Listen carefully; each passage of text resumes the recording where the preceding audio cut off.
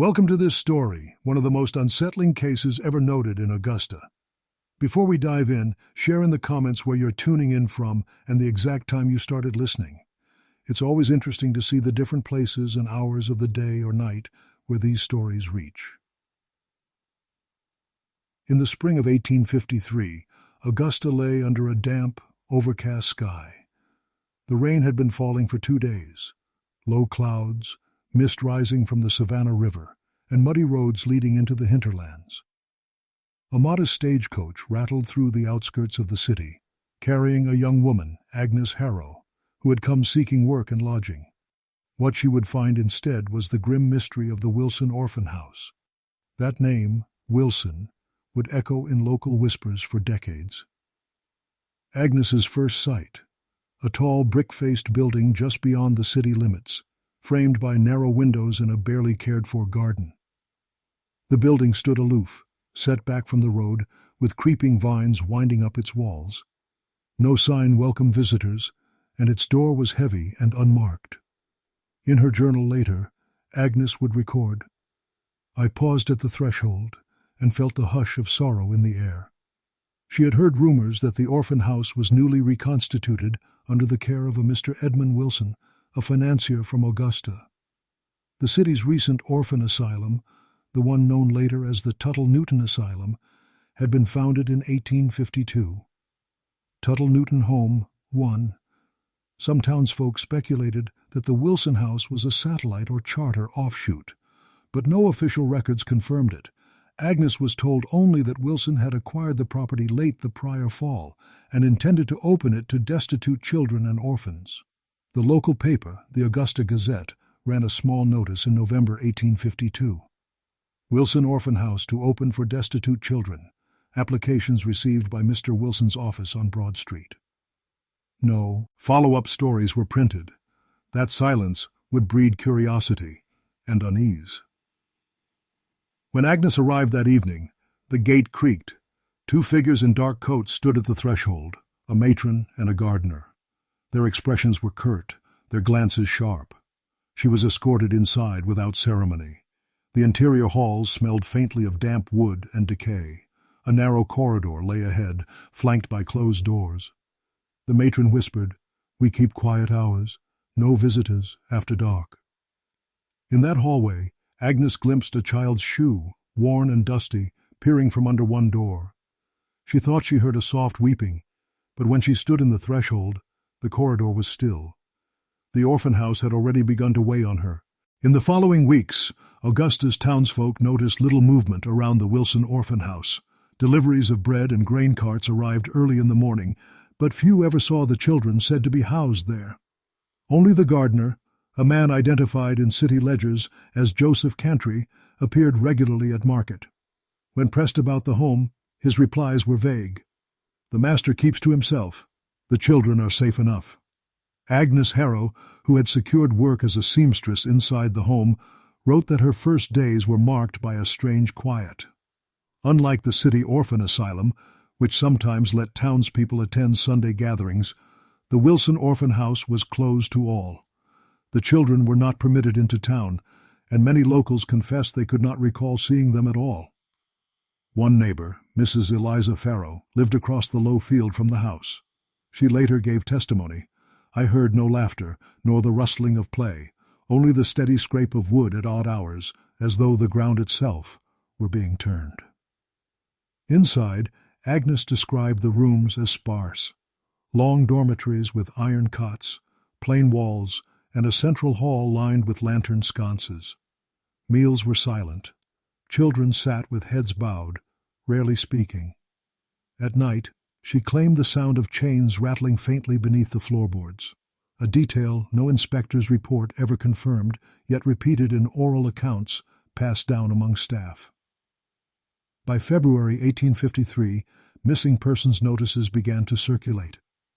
A farmhand's son from just outside Augusta, aged 9, was reported gone. Then a pair of sisters from Richmond County were listed in the sheriff's ledger as disappeared.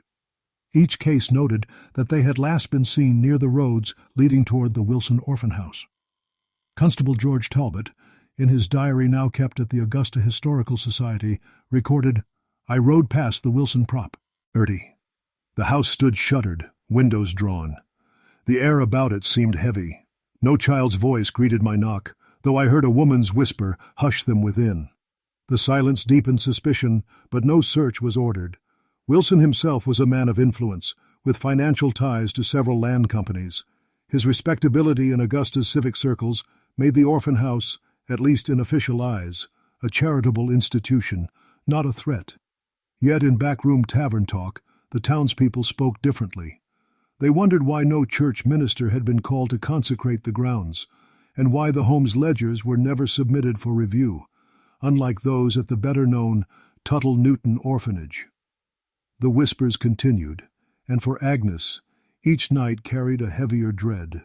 By early spring of 1853, Augusta was restless. The rains had receded, but rumors about the Wilson Orphan House had only multiplied. The Savannah River Chronicle published a terse column. Another child reported absent, authorities to investigate if connections may be found. Though the piece never mentioned the Wilson home by name, townsfolk understood the implication.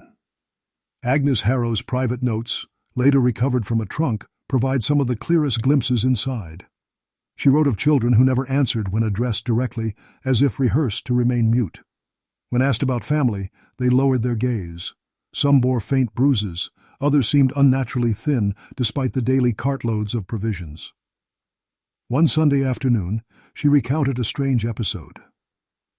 "I entered the east dormitory and found 3 beds stripped bare. The matron claimed the children had been moved, yet none were seen again at meals. I felt then the weight of a ledger unseen, where names are struck without word. Neighbors grew bolder with their suspicions. Mr. Ezra Pike, a cooper by trade, claimed that on several nights he saw lanterns moving in the orchard beyond the house long after midnight. They were digging, or else burying, for the soil was restless come morning," he told a county clerk. The clerk's notes still survive, a single sentence in ink. Mr. Pike insists of late-night disturbances at Wilson grounds. Despite the unease, Wilson himself remained a ghostly figure. Few in Augusta could describe him clearly. Some said he was tall, broad-shouldered, with a trimmed beard. Others believed he was of slight build, nervous, and avoided public halls. What is certain is that he rarely appeared in daylight around town, conducting business through letters and the occasional agent. By April, even constables began to whisper. A patrolman reported finding disturbed earth near the Ack Gardens. The soil had been freshly tamped down, but no seedlings grew there. He mentioned it in passing to his superior, but the matter was dropped, citing charitable grounds and Wilson's influence. In a curious overlap, contemporary papers continued to mention the legitimate Tuttle Newton Asylum, praising its efforts and donations. This comparison only made the Wilson home's silence more glaring. Why, some asked, did Augusta support 2 orphan houses, one celebrated and open, the other shuttered and closed? Agnes herself wrestled with whether to flee, yet she stayed, compelled by an uneasy sense of duty toward the children. She wrote in one passage, "To leave is to abandon them to a fate unrecorded. To stay is to risk vanishing among them." The stage was set for what witnesses would later call the spring disappearances, when Augusta's patience reached its limit.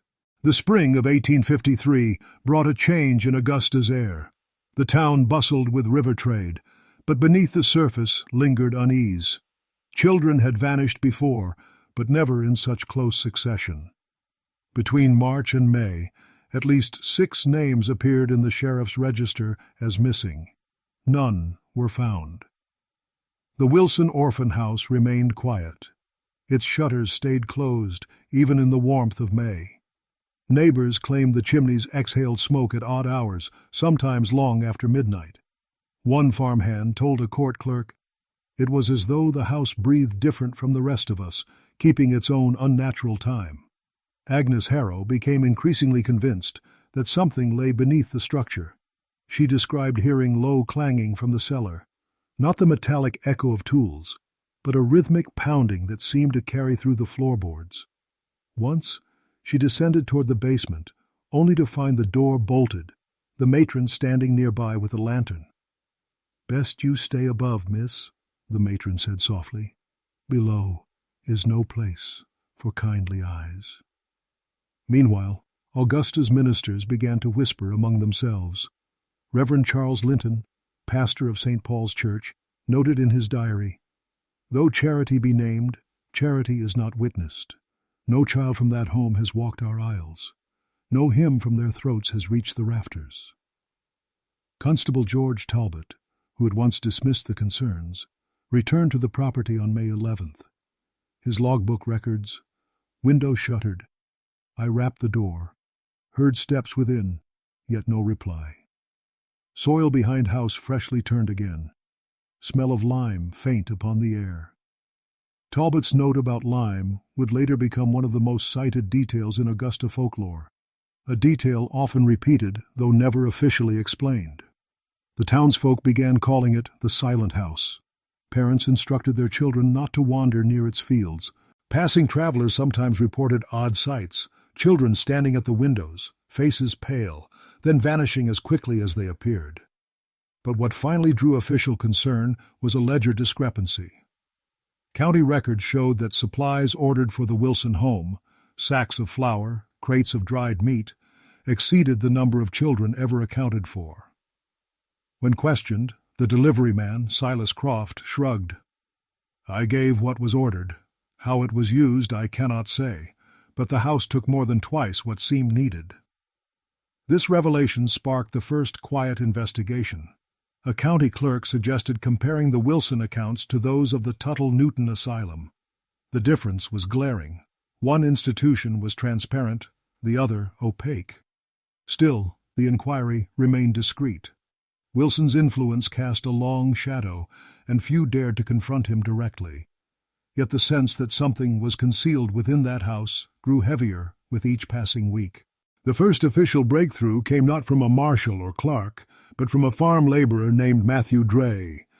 On an August morning he brought a wagon of peaches to market, claiming that as he passed near the Wilson property at dawn, he heard a child calling faintly from under the earth.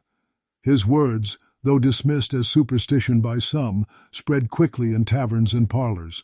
The sheriff's office could not ignore them. That same week, Constable Talbot returned to the house with 2 deputies. They reported knocking at length before the matron admitted them. The entry was brief. Talbot's notes, fragmentary and terse, survive in the county archive. Interior clean, but too clean. Floors scrubbed, air of chemical powder, sharp and choking. Children silent, eyes lowered. One girl trembled when asked her name. Could not speak. The deputies wanted to inspect the cellar, but Wilson himself arrived, producing papers that claimed exemption from inspection, citing his status as a private charitable institution. The constable recorded, "Obstruction deliberate, but beyond my authority to press further." Within a fortnight, another child vanished, this time a merchant's nephew, last seen delivering a message near Broad Street. His disappearance rattled Augusta's elite, many of whom had previously defended Wilson. Quiet inquiries began among city council members, but no decisive action followed. Agnes's journals from this period grew increasingly frantic. She wrote of strange rituals at night, where certain children were summoned in groups to the cellar. She never described what happened below, only the aftermath, dormitory beds left empty, and whispers among the surviving children. In one margin, she scrawled, "They are catalogued like chattel, their names struck through as though numbers." Meanwhile, local clergy urged parishioners to pray. Reverend Linton again noted in his diary, "I sense rot behind those walls. God grant that it be revealed before more souls are claimed." The house's reputation spread beyond Augusta. Travelers wrote to papers in Charleston and Savannah, remarking on the strange asylum near the city where children never seemed to grow older. Though couched as rumor, these letters hardened the Wilson home's sinister reputation. It was around this time that later historians, cross-referencing the Wilson case with records of the Tuttle Newton Asylum, began to notice the discrepancies. Where the legitimate orphanage published names, donors, and yearly reports, the Wilson house left nothing but fragments, half-filled ledgers, unsigned notices, and a string of vanished children. By September, public unease reached breaking point. Yet the true discovery that would make the Wilson orphan house infamous was still to come, buried beneath soil and silence. The first official breakthrough came not from a marshal or clerk, but from a farm laborer named Matthew Dray. On an August morning he brought a wagon of peaches to market, claiming that as he passed near the Wilson property at dawn, he heard a child calling faintly from under the earth. His words, though dismissed as superstition by some, spread quickly in taverns and parlors. The sheriff's office could not ignore them. That same week, Constable Talbot returned to the house with 2 deputies. They reported knocking at length before the matron admitted them. The entry was brief. Talbot's notes, fragmentary and terse, survive in the county archive. Interior clean, but too clean. Floors scrubbed, air of chemical powder, sharp and choking. Children silent, eyes lowered. One girl trembled when asked her name. Could not speak. The deputies wanted to inspect the cellar, but Wilson himself arrived, producing papers that claimed exemption from inspection, citing his status as a private charitable institution. The constable recorded, "Obstruction deliberate, but beyond my authority to press further." Within a fortnight, another child vanished, this time a merchant's nephew, last seen delivering a message near Broad Street. His disappearance rattled Augusta's elite, many of whom had previously defended Wilson. Quiet inquiries began among city council members, but no decisive action followed. Agnes's journals from this period grew increasingly frantic. She wrote of strange rituals at night, where certain children were summoned in groups to the cellar. She never described what happened below, only the aftermath, dormitory beds left empty, and whispers among the surviving children. In one margin, she scrawled, "They are catalogued like chattel, their names struck through as though numbers." Meanwhile, local clergy urged parishioners to pray. Reverend Linton again noted in his diary, "I sense rot behind those walls. God grant that it be revealed before more souls are claimed." The house's reputation spread beyond Augusta. Travelers wrote to papers in Charleston and Savannah, remarking on the strange asylum near the city where children never seemed to grow older. Though couched as rumor, these letters hardened the Wilson home's sinister reputation. It was around this time that later historians, cross-referencing the Wilson case with records of the Tuttle-Newton Asylum, began to notice the discrepancies.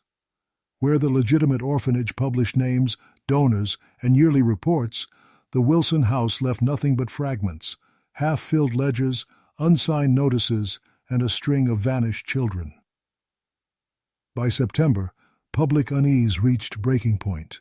Yet the true discovery that would make the Wilson orphan house infamous was still to come, buried beneath soil and silence.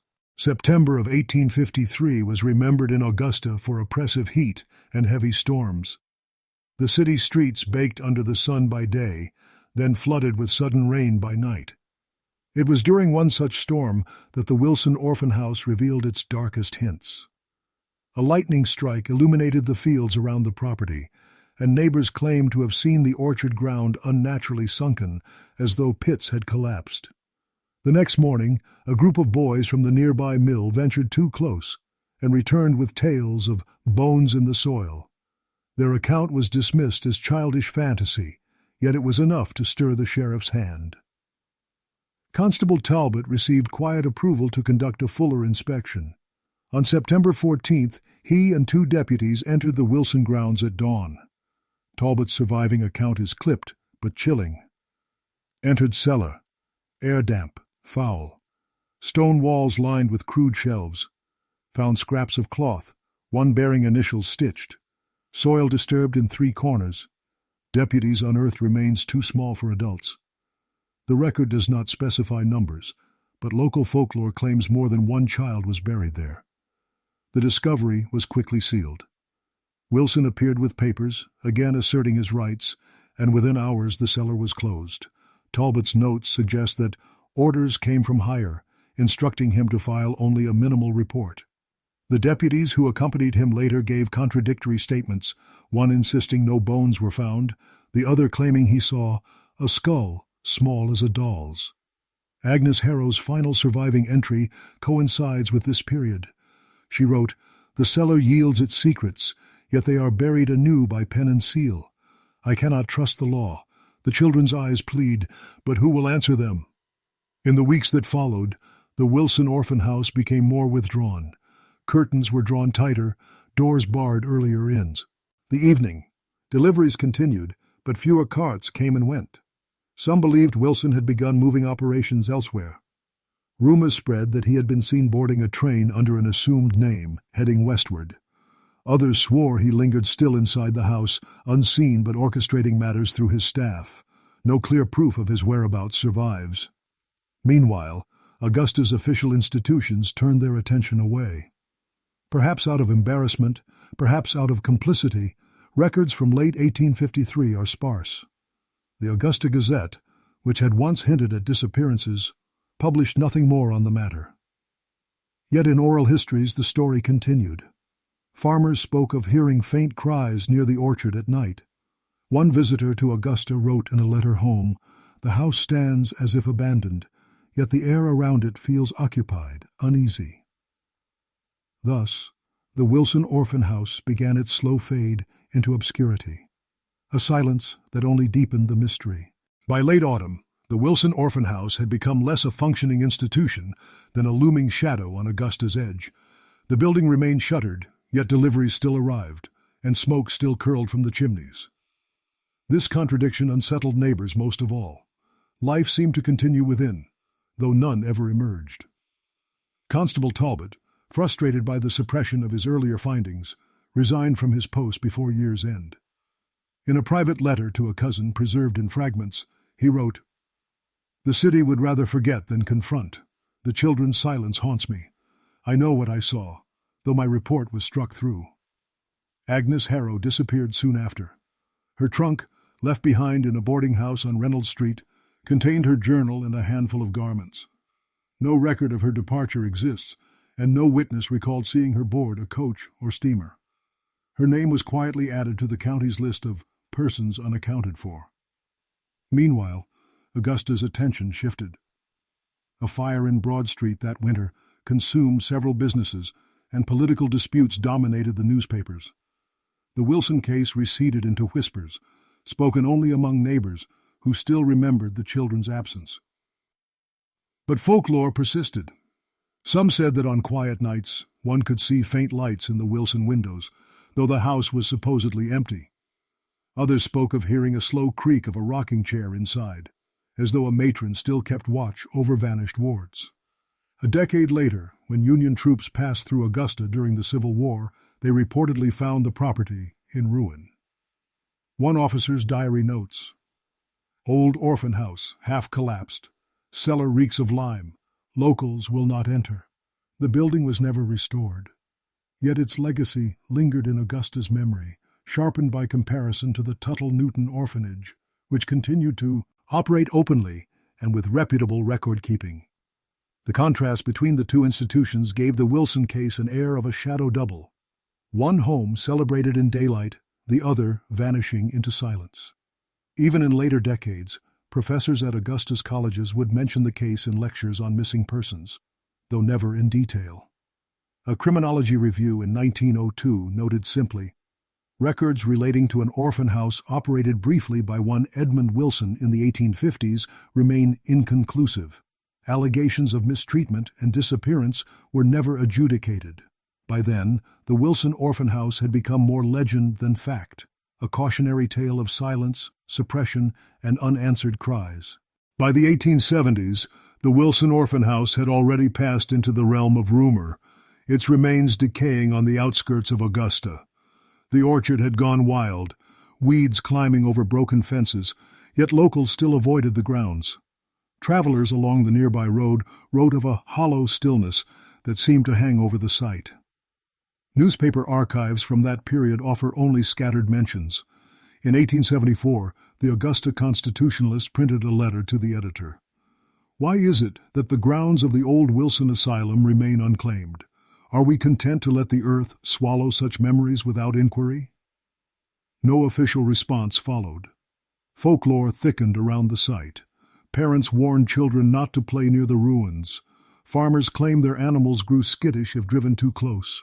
One tale described a mule that refused to pass the gates, braying until turned back. A field hand recounted, "At dusk, I swore I heard the ring of iron, as if chains still moved below the soil." What made the case endure was its silence in the record. Augusta's official ledgers, so thorough in listing property transfers and charitable works, contained only a thin entry. House vacated, 1854. Nothing more. The absence of explanation proved as haunting as any discovery. Historians later pointed out that the Tuttle-Newton Asylum, founded in the same era, remained active and well documented. Its presence sharpened the strangeness of the Wilson case, two orphan houses side by side in time, yet only one leaving a clear trail of reports, sermons, and alumni. The other dissolved into shadow. Occasionally, itinerant preachers would use the Wilson house as a symbol in sermons. Reverend Isaac Miller, speaking in 1879, told his congregation, "There are sins buried in Augusta's soil that lime cannot cleanse, nor silence erase." His words, though poetic, echoed the suspicions that had never fully died. By then, the original witnesses had aged or passed away. Constable Talbot was long gone, Agnes Harrow never resurfaced, and the matron who had once guarded the cellar vanished from all records. Only fragments remained, scattered diary entries, half-burned reports, and whispers that seemed to grow louder with each generation retelling them. The Wilson orphan house had slipped beyond reach of proof, but not beyond reach of memory. By the 1880s, the Wilson orphan house was spoken of almost exclusively in hushed tones, as if invoking it too loudly might stir whatever lingered there. Farmers on the outskirts of Augusta began leasing out portions of the land, but the core structure was left to rot. Children dared each other to approach the ruins, yet few lingered. A travel writer passing through in 1882 described it as a crumbling red brick husk, windows boarded, door sagging, the orchard untended yet oddly barren. He remarked that while the surrounding fields thrived, nothing seemed to grow near the old house. Occasionally, county surveyors were required to mark boundaries across the property. Their notes, stored in the courthouse archives, sometimes contained marginalia, strange hollows in earth, or locals unwilling to guide us past fence. These were not official reports, yet they reveal a quiet unease even among those tasked with treating the land as ordinary. Meanwhile, Augusta's civic leaders preferred silence. When questions were raised about the orphan house at a city council meeting in 1885, the mayor redirected attention to new industrial projects along the river. The minutes record simply, "Old Wilson property, not under current review." Still, the story persisted in folklore. Families told children not to linger near the ruins after dusk. Hunters claimed their dogs grew restless when approaching the orchard. One local, Thomas Avery, told a reporter in 1887, "It's not ghosts that frighten me, sir, but the thought of what men once buried and chose to forget." At the same time, scholars began to probe Augusta's 1850s history more closely. In lectures at the city's academies, professors occasionally cited the case of Edmund Wilson alongside the well-documented Tuttle-Newton orphanage. The comparison raised unsettling questions. Why was one institution celebrated in church bulletins of Chod and newspapers, while the other faded into near silence within a year? The contrast made the absence of records feel more deliberate than accidental. Some believed Wilson himself had slipped away westward, perhaps to Louisiana or Texas, adopting a new name. Folklore claimed sightings, though none verified. In one telling, a man matching his description was said to have been seen at a boarding house in Mobile, Alabama, in 1856. Whether true or not, the rumor gave him a spectral quality, a figure always present, yet never caught. The Wilson orphan house remained a ruin, its legacy gnawing at Augusta's memory, and as the century turned, its shadow stretched still further, woven into the city's darker lore. As the 1890s dawned, Augusta was modernizing rapidly. New factories, electric lights, and rail connections reshaped the city, But the ruin of the Wilson Orphan House remained untouched. Its empty shell stood like a wound that time refused to heal. The property had technically changed hands more than once, often through vague deeds and auction notices, but none of the buyers ever occupied it. One deed from 1892 notes simply, "Structure uninhabitable, orchard unsound." The building was left to decay, its roof sagging inward.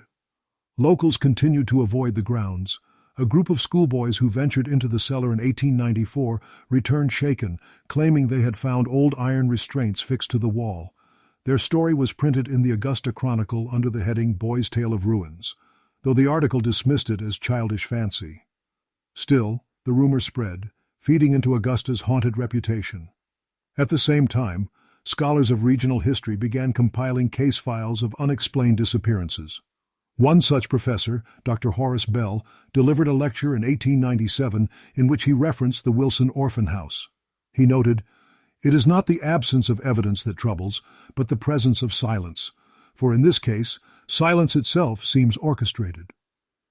His words were later quoted in local pamphlets about the city's history, lending a formal edge to what had long been considered tavern gossip. The legitimate Tuttle Newton Asylum still operated during this period, drawing praise for its charitable work. The contrast grew sharper with each passing year. Citizens would see the children of Tuttle Newton singing in parades, while the ruin of Wilson's house loomed just beyond the city, a reminder of an institution that had left no children grown, no alumni to speak of their youth. Folklore continued to intertwine with fact. Some claimed that on certain stormy nights, lamplight still flickered inside the Wilson ruin, though no one had lived there for decades.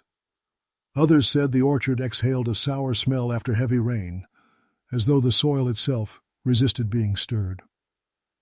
By century's end, the story of the Wilson Orphan House was less an active investigation than a cautionary tale. Parents warned children with a single phrase, "Keep away from the Wilson place." The warning carried the weight of a generation's fear, grounded less in ghostly tales than in the persistent sense that something profoundly wrong had once occurred there and had never been properly answered. When the new century began, Augusta celebrated progress, electric streetcars, paved roads, and a growing textile industry. Yet amid the optimism, the Wilson Orphan House ruin lingered, half hidden by overgrowth. It had become less a landmark than an unspoken boundary, avoided but never erased. In 1901, a small fire swept through part of the structure. Neighbors reported flames rising briefly, then dying on their own. Firemen arrived too late to intervene, and the incident was noted only as spontaneous blaze in abandoned house. What startled witnesses most was the absence of fuel. The ruin was already stripped of furniture, long emptied of kindling. Some remarked that the blaze had seemed to begin beneath the floors, not upon them. Around this time, a new wave of interest came from criminologists and amateur historians. Inspired by contemporary fascination with unsolved cases, they began re-examining Augusta's mid-19th century records. The Wilson case was inevitably mentioned alongside better-known disappearances. One article in a 1902 review observed that Augusta housed two orphan institutions in the 1850s, one well-documented and still in operation, the other erased from record, remains a civic contradiction.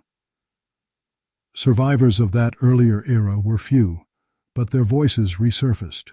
An elderly neighbor, interviewed in 1904, recalled, "I saw the wagons come by night. They carried not food but boxes, heavy things, never unloaded where eyes could see." Her statement, though unverifiable, echoed the whispers of disturbed soil and late-night labor that had haunted Augusta half a century earlier. Meanwhile, children continued to invent dares about the ruins. Local lore claimed that if one placed an ear to the cellar door, faint whispers could be heard. Others believed the orchard still shifted after storms, as though roots disturbed by something hidden below. Even city officials, when pressed, admitted the property was an unresolved blemish. A councilman remarked in 1906, "If the Wilson house were to collapse entirely, perhaps the city would breathe easier. Until then, it hangs on our conscience." The ruin thus persisted into the 20th century, not as an active site of horror, but as a lingering question, a place where absence itself was the loudest presence. By the 1910s, the Wilson Orphan House had collapsed into partial ruin. Half its roof had caved, and vines pulled at the walls. The cellar door, once bolted, was said to hang ajar, though no one dared descend. Farmers leased the surrounding land for crops, yet they left the orchard untouched, claiming the soil there yielded nothing but weeds. Journalists occasionally revived the story. In 1912, the Atlanta Constitution printed a Sunday feature on Georgia's forgotten crimes, devoting a column to the Wilson House. The writer compared it to the well-documented Tuttle Newton orphanage, pointing out the absence of names, records, or living former wards from Wilson's. He concluded grimly, "One house raised children into citizens, the other left only silence and rumor." Such articles reignited curiosity among amateur investigators. A group of university students attempted to survey the ruins in 1915. Their notes, preserved in a fraternity archive, mention broken iron fittings in the cellar and faint initials scratched into stone. They withdrew quickly, writing only, "The place unsettles the nerves." Folklore adapted to the new century. Families spoke of the children of Wilson as figures that wandered at dusk. Travelers said they heard knocks from beneath the earth when passing after dark. Yet these tales always came with disclaimers: no proof, no evidence, only inherited unease. Some speculated that Wilson himself had escaped westward, perhaps into Texas or Arkansas. One rumor even tied him to an asylum scandal in Louisiana during the 1860s, though historians found no clear link. His disappearance and the vanishing of Agnes Harrow made him less a man than a figure of dread, always rumored, never confirmed. By 1918, amid the turmoil of war and influenza, Augusta had little energy for ghost stories, yet the ruins still stood, and those who passed it swore the silence. There was heavier than anywhere else in the county. One soldier, writing before leaving for France, described walking by the property. "I'd rather face the trenches than that silence again." The Wilson Orphan House remained, by then, not just a ruin, but a riddle Augusta seemed unwilling to answer. In the 1920s, Augusta embraced modernity. Automobiles crowded Broad Street, radios carried distant voices into parlors, and new industries reshaped the city's skyline. Yet, on the outskirts, the Wilson Orphan House ruin endured, crumbling further into the earth. A 1923 city surveyor's report mentioned the property briefly. Foundation unstable, structure unsafe, cellar partially flooded. Nothing was done to demolish it. The ruin lingered, marked on maps but rarely discussed. During this decade, folklorists began collecting Southern ghost tales for publication. Inevitably, the Wilson story appeared among them. In one 1926 volume, it was presented as legend, an orphan house where children were summoned to the cellar and never returned. Though the book dramatized events, it preserved kernels of testimony. The matrons whispered warnings, the constables frustrated notes, and the orchard said to shift after rain. Local residents, however, spoke less of ghosts than of unease. Farmers described their animals balking near the fence. Children dared each other to touch the cellar door and run.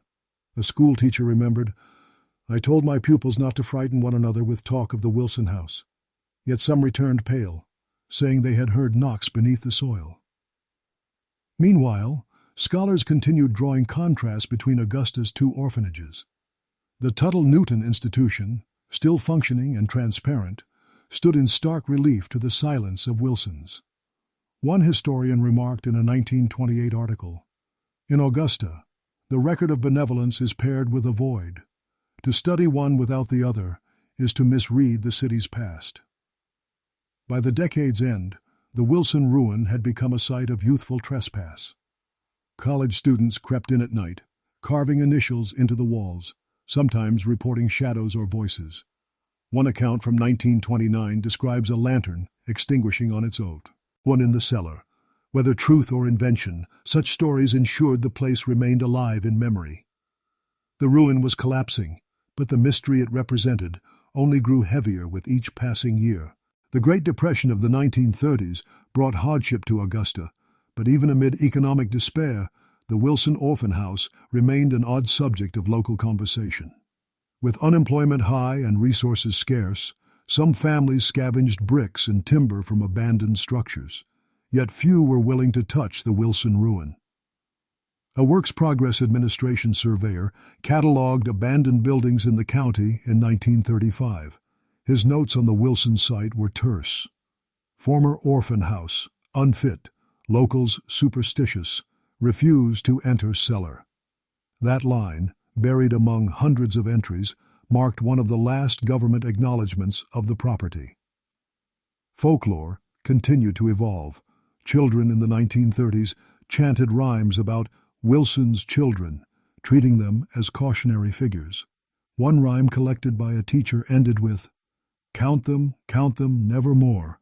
Wilson keeps the hidden score." Though likely invented for fright, the verse echoed old suspicions of the missing ledger Agnes Harrow once described. In 1937, a fire swept part of the property again, consuming what remained of the roof. Witnesses said the blaze was sudden, fierce, and oddly contained, as though only the house itself would burn, not the surrounding weeds. Firefighters let it smolder, considering the ruin a hazard better left to collapse. Yet the cellar endured. Visitors reported that the stone foundation remained intact, still exhaling damp air. One journalist who descended briefly wrote afterward, "There is nothing to see, and yet everything. The silence is not ordinary silence. It is the silence of something withheld." His piece was never widely circulated, but in later decades it would be cited in compilations of Augusta's darker legends. The contrast with Augusta's better-known institutions remained stark. The Tuttle Newton Orphanage continued into the 20th century as a functioning charity pub. Likely accounted for. Each time it was praised in newspapers, older citizens would mutter, "Yes, but what of Wilson's?" The absence of resolution made the story linger longer than scandal alone might have. By the end of the 1930s, the Wilson Orphan House was more ruin than structure. Walls leaned, windows gaped, and the orchard around it grew into twisted scrub.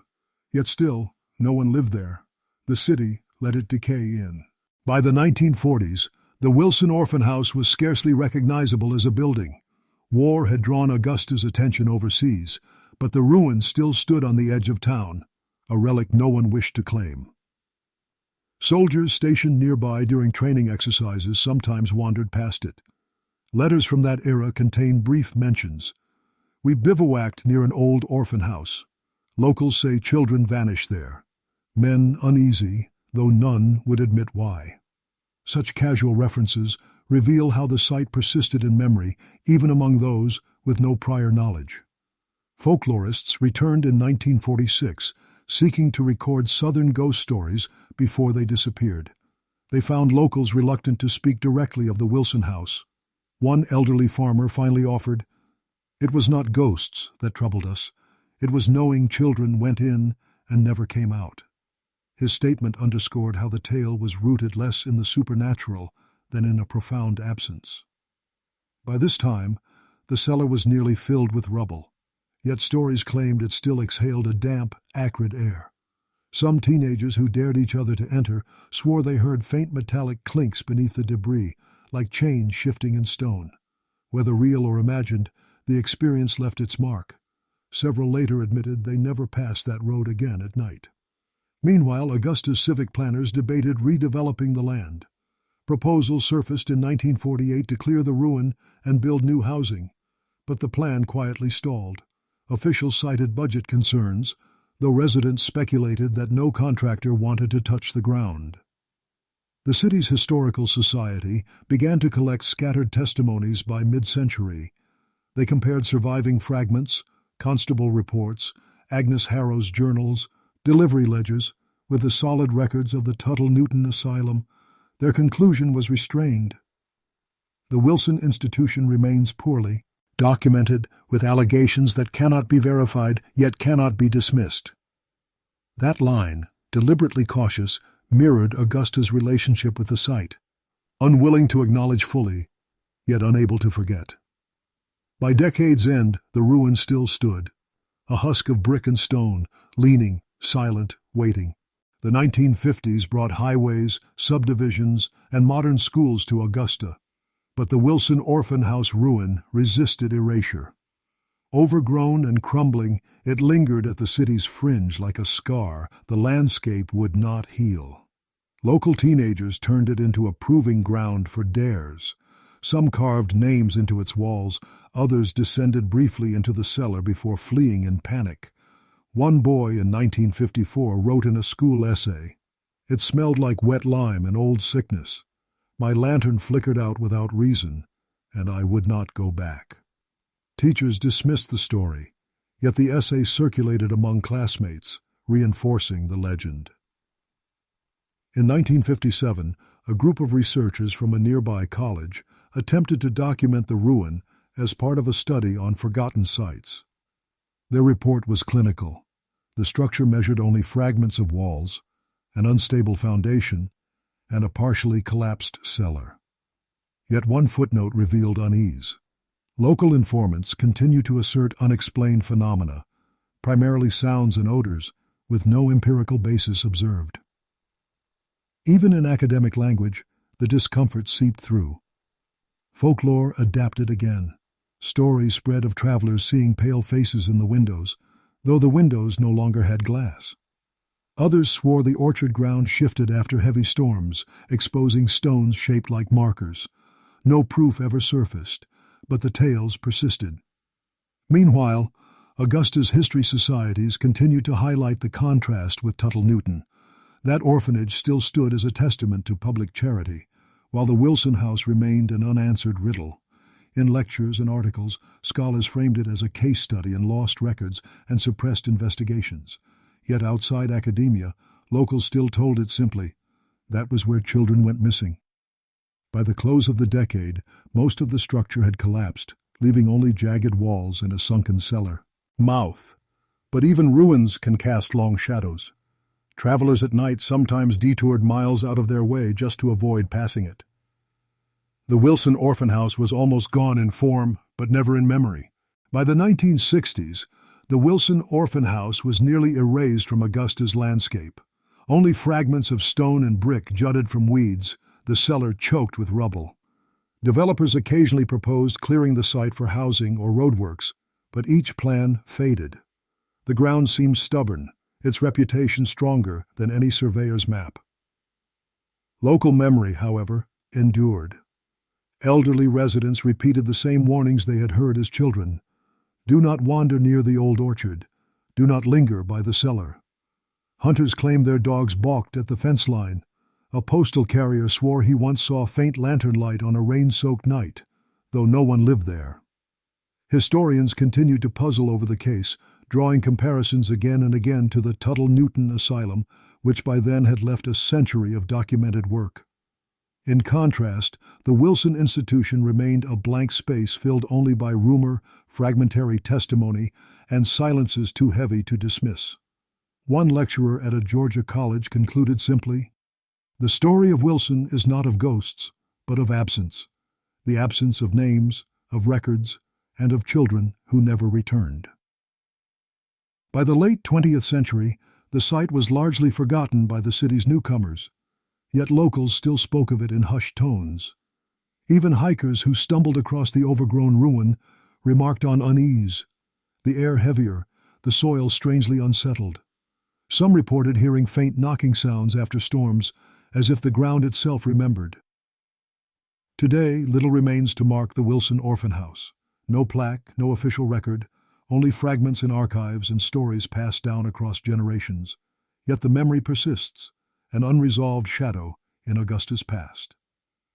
And so the mystery endures, not solved, not silenced, but lingering in whispers, in ruins, and in the unease that still clings to that forgotten patch of soil.